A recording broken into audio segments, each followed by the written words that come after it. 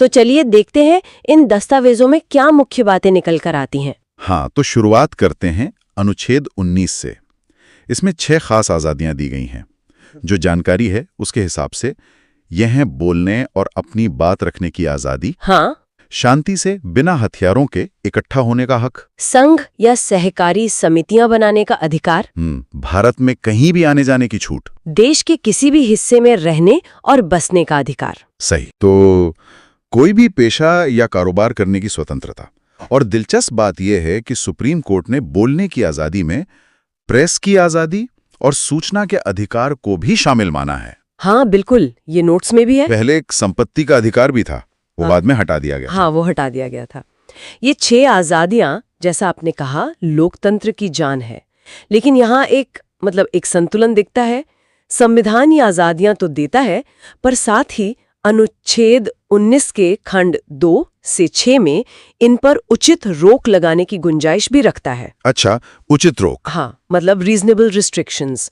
और इनके आधार भी बताए गए हैं, जैसे देश की संप्रभुता, अखंडता, राज्य की सुरक्षा, विदेशी मुल्कों से दोस्ताना रिश्ते, या फिर पब्लिक ऑर्डर, नैतिकता, कोर्ट की अवमानना, मानहानि या किसी अपराध के लिए उकसाना। तो आजादी तो है, पर वो जिम्मेदारियों के साथ आती है। अच्छा, तो ये आजादी और उस पर लगी सीमाएं ये साथ साथ चलती हैं, कह सकते हैं? बिल्कुल बिल्कुल। अब इन स्वतंत्रताओं का जो आधार है वो शायद अनुच्छेद 21 में और मजबूत होता है। हाँ, अनुच्छेद 21 प्राण और दैहिक स्वतंत्रता का संरक्षण। ये कहता है कि किसी को भी कानून द्वारा तय प्रक्रिया के बिना जीवन या निजी स्वतंत्रता से वंचित नहीं किया जाएगा। सुनने में तो ये काफी सीधा लगता है। हाँ, सुनने में तो सीधा है, पर इसकी कहानी सीधी नहीं है।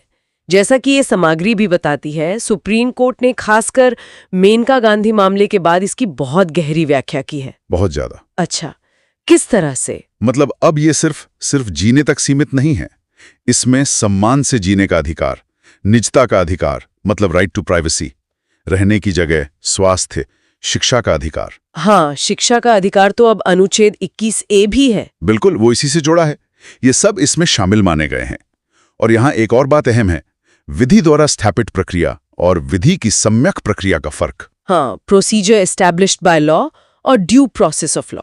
जी, सामग्री ये बताती है कि भारत में विधि द्वारा स्थापित प्रक्रिया है, पर हमारी अदालतें अब सिर्फ ये नहीं देखती कि प्रक्रिया का पालन हुआ या नहीं, वो ये भी देख रही हैं कि कानून खुद में निष्पक्ष और उचित है या नहीं। अच्छा, जो कि अमेरिकी सम्यक प्रक्रिया या ड्यू प्रोसेस के विचार के ज्यादा करीब है। वाह, अनुच्छेद 21 का दायरा तो बहुत ही ज्यादा बड़ा हो गया है समय के साथ। हाँ, बहुत व्यापक। चलिए अब आते हैं अनुच्छेद 20 पर। ये अपराधों के लिए सजा के मामले में कुछ सुरक्षा देता है। इसमें 3 खास बातें हैं कि काम करते समय जो कानून लागू था उसी के तहत सजा मिलेगी, एक जुर्म के लिए एक ही बार सजा होगी, और किसी को खुद के खिलाफ गवाही देने को मजबूर नहीं किया जाएगा। सही कहा। ये तो निष्पक्ष सुनवाई के लिए बहुत जरूरी कवच है, बेसिक प्रोटेक्शंस हैं ये। बिल्कुल।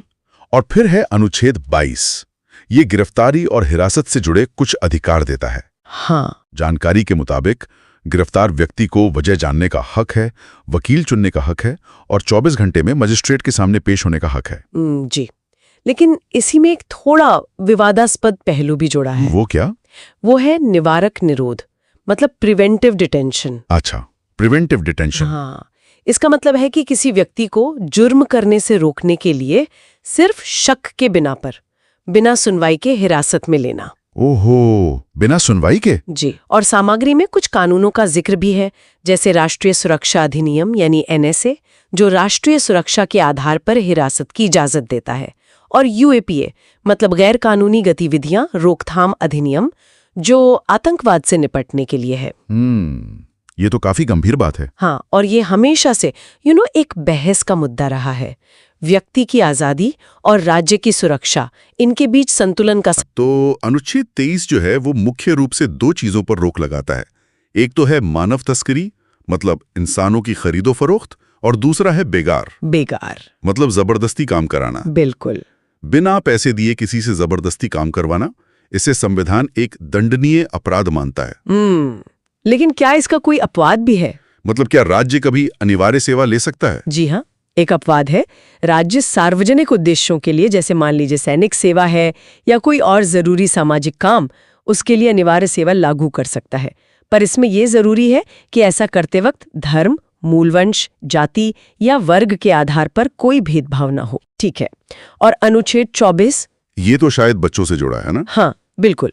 ये सीधा सीधा बच्चों के बारे में है। ये कहता है कि 14 साल से कम उम्र की किसी भी बच्चे को कारखानों, खदानों या किसी भी और खतरनाक काम में नहीं लगाया जा सकता। बाल श्रम पर रोक। जी।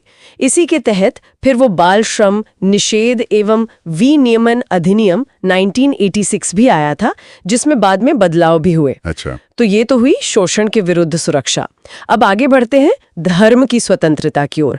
अनुच्छेद 25 क्या कहता है? अनुच्छेद 25, हाँ, ये हर व्यक्ति को, मतलब हर नागरिक को अपने अंतःकरण की स्वतंत्रता देता है। अंतःकरण की स्वतंत्रता? हाँ, मतलब वो अपनी मर्जी से किसी भी धर्म को मान सकता है या न भी माने। उसे अपने धर्म को आबाद रूप से, मतलब बिना रोक टोक के अब मानने का, उस पर आचरण करने का और उसका प्रचार करने का भी अधिकार है। प्रचार करने का भी? हाँ, लेकिन ये अधिकार एब्सोल्यूट नहीं है। ये लोक व्यवस्था, सदाचार और स्वास्थ्य के अधीन है। मतलब समाज में शांति और नैतिकता बनी रहनी चाहिए। ठीक है, तो ये तो व्यक्तिगत स्वतंत्रता हुई। क्या धार्मिक समूहों को भी अपने मामले संभालने का अधिकार है? ये शायद अनुच्छेद 26 में है। एकदम सही कहा आपने। अनुच्छेद 26 धार्मिक संप्रदायों, मतलब रिलीजियस डिनोमिनेशंस को कुछ अधिकार देता है।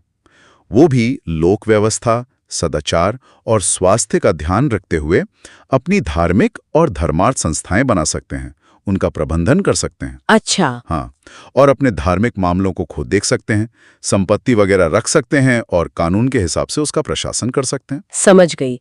अब अनुच्छेद 27, ये सुनने में टैक्स से जुड़ा लगता है। हाँ, ये कहता है कि किसी भी व्यक्ति को ऐसा कोई टैक्स देने के लिए मजबूर नहीं किया जाएगा जिसका पैसा किसी खास धर्म के प्रचार या उसके रखरखाव पर खर्च होता हो। मतलब धर्म के नाम पर टैक्स नहीं? हाँ, पर यहाँ एक बारीक बात है। सरकार चाहे तो शुल्क, मतलब फी, ले सकती है। फी किस लिए? जैसे मान लीजिए किसी धार्मिक स्थल पर यात्रियों की सुविधा के लिए या मैनेजमेंट के लिए कोई व्यवस्था की गई है, तो उसके लिए शुल्क लिया जा सकता है। वो टैक्स नहीं माना जाएगा। अच्छा, ये फर्क है।